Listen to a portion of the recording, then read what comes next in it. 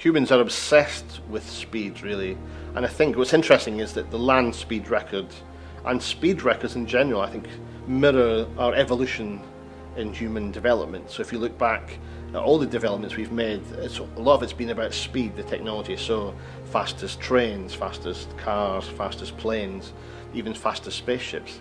This is all mirror the fact that we are evolving all the time and technologically becoming more and more advanced. And that story is the story of speed. SSC ready to roll.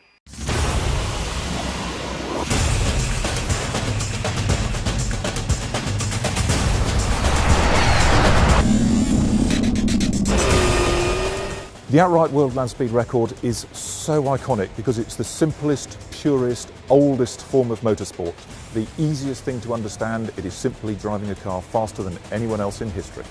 When I was at university studying mathematics and learning to fly aeroplanes, I was watching Richard Noble attempting and then breaking the world land speed record in thrust 2. The wonderful thing about that car was we achieved its design speed, which was 650 miles an hour. We peaked out at 650.88, so it was very satisfactory.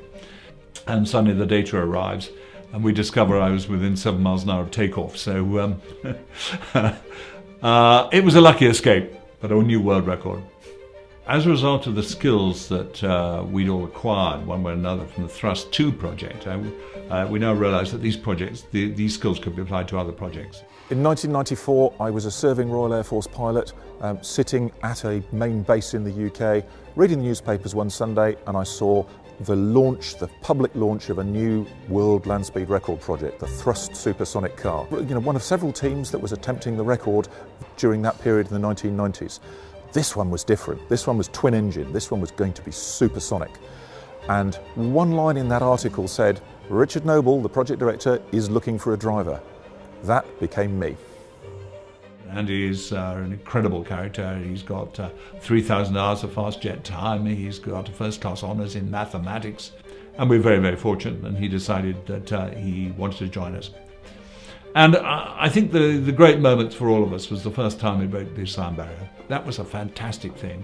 And you see this car coming up faster than any jet fighter you've ever seen, like a huge black locomotive herring down the desert. And I would be standing in the midpoint of the desert with all the media and everybody else and watching all this.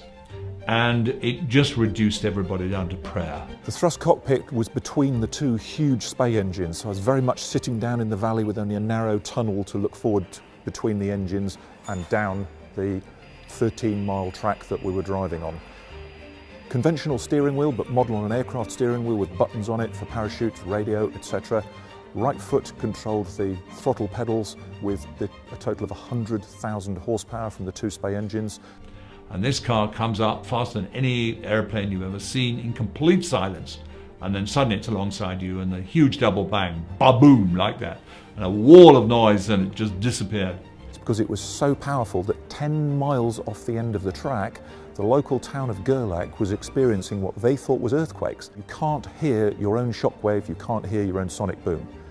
That's what it's like in a jet fighter. That's also what it's like in a supersonic car, which unfortunately means that I'm the only person in history that has never had the opportunity to hear a car make a sonic boom.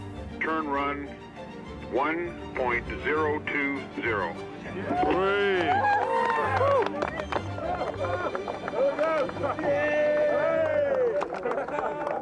We finished with Thrust SSC, so there we are in the pub, having broken the sound barrier, and we all look at each other and say, we're never ever going to do this again.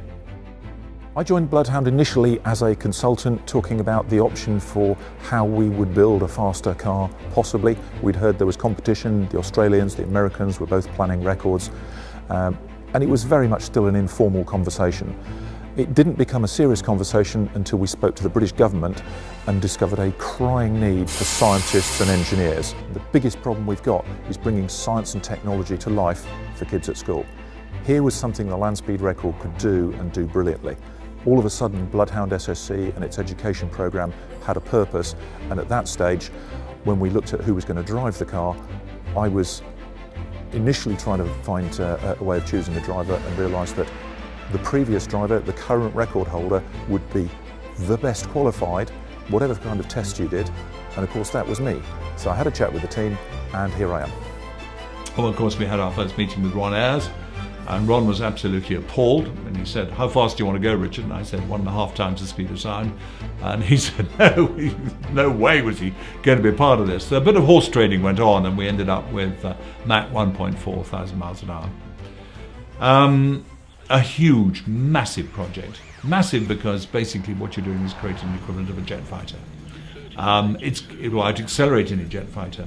It goes 200 miles an hour faster than Eurofighter at the same level, where at 3,000 feet the air is pretty thick. So, you're really pushing the boundaries of what's possible on just about every single front. We've been joined by the Norwegians who are doing the rocket motor. The jet engine, of course, has come from the Ministry of Defence. And there's a very good chance we're going to be rolling out that car in about July next year.